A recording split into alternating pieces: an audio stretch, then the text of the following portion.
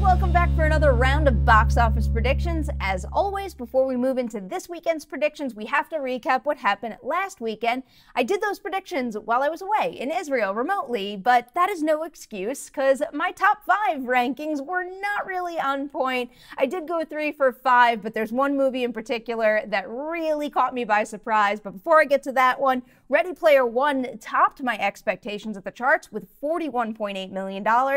Then I completely underestimated Tyler Perry's Acrimony, which posted a very impressive $17.2 million to take the second position. At number 3, it was Black Panther with $11.5 million. Then I Can Only Imagine at number 4 with $10.4 million. And then finally, Pacific Rim Uprising took a huge hit and only made $9.4 million, dropping all the way down to the 5th position. Rolling into this weekend's predictions, Dewey wanted to join me, and first off, I have to cover Tyler Perry's Acrimony because clearly that was the one that I completely misjudged last weekend, but I still think it's going to take a really, really big hit this weekend, and it might be big enough to knock it out of the top 5 completely. So looking at For Colored Girls, another Tyler Perry directed movie that came out in 2010, that movie opened with $19.5 million on a per theater average of $9,167, very similar to Acrimony's start. Moving over to For Colored Girls' second weekend out,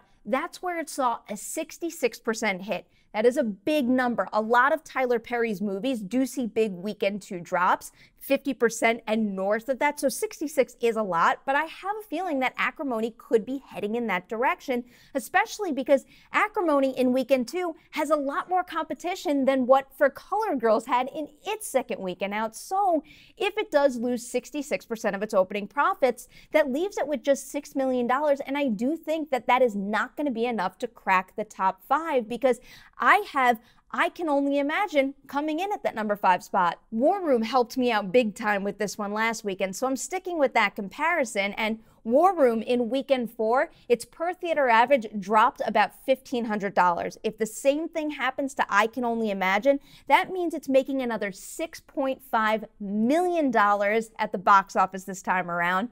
Moving on to my number 4, that is where I have Black Panther. Speaking of helpful pairings with box office predictions, Black Panther and Jurassic World have done pretty well for me the past couple of weeks, but they are starting to diverge quite a bit. For example, in weekend 7, Jurassic World's percent change went up 1%, whereas Black Panther's went down 3%. Moving over to their 8th weekend out, Jurassic World's percent change went up again, this time 8%.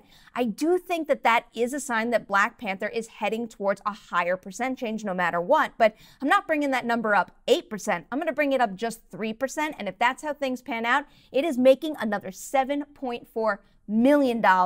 My number 3 position this weekend goes to the newcomer, Blockers. With this one, I'm just looking straight at R-rated comedies that have a party-like vibe to it, and that led me straight to last year's release, Snatched. We also have Game Night, too.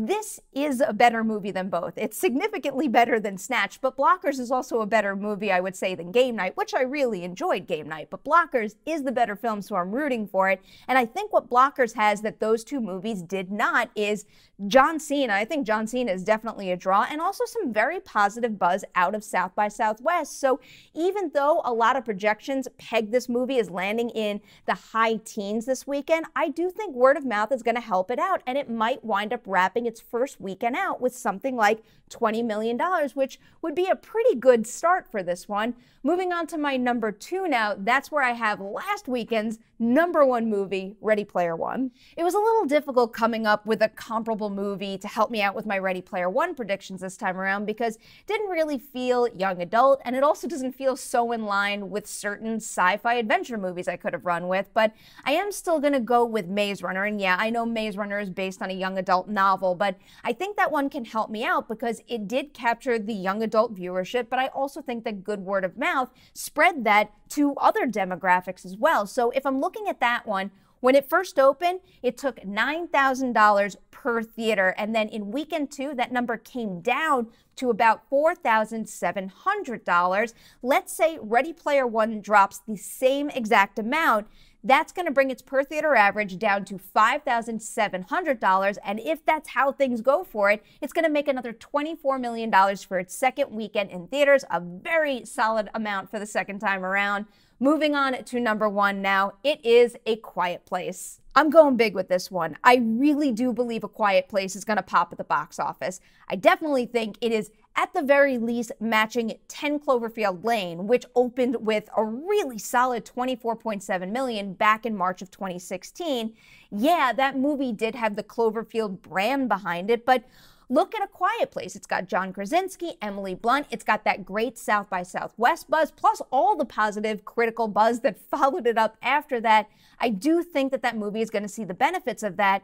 Right now, some projections say it's going to make something in the low 20s, but then that range goes all the way up to $30 million. So I think it's going to fall in the higher end of that spectrum and come in with $28 million to win the weekend. So now to recap my predictions, I've got A Quiet Place taking the top spot with $28 million. Ready Player One coming in at number 2 with $24 million. Blockers taking number 3 with $20 million. Black Panther at number 4 with $7.4 million. And then finally, I Can Only Imagine taking the number 5 spot with $6.5 million. So now we've got my predictions, but I need yours too. Hit that comment section below, share your top 5 there, and then we'll check back next week to see how we all did. Before I say goodbye to you guys, I got to give another Patreon shout out, and this week's shout out goes to a trio who are all on the letter tier of the campaign. They are Dustin Lewis, Sergio Villara Jr., and James Maddox. You guys have heard me say thank you time and time again, but I'm not gonna stop because I am so thankful to have you part of this team. It really does mean a lot to me to have you guys as core members of the Patreon campaign. Thank you so much again, and thank you to everybody out there watching this video right now. As always, please like and share, and I'll see you next weekend with more box office predictions.